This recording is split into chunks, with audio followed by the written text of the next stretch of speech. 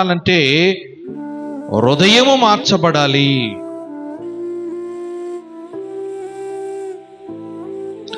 నేను చెప్పాననుకో ప్రార్థన చేయండి అంటే నేను చెప్తే ప్రార్థన చేయడం కాదు, నీ హృదయములో నుంచి రావాలి ప్రార్థన.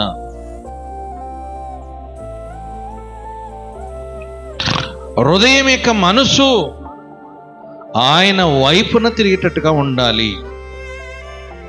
ఇది నాన్న నువ్వు చేసే ప్రార్థన దేవుని వైపున మనం కలిగి ఉన్నామా?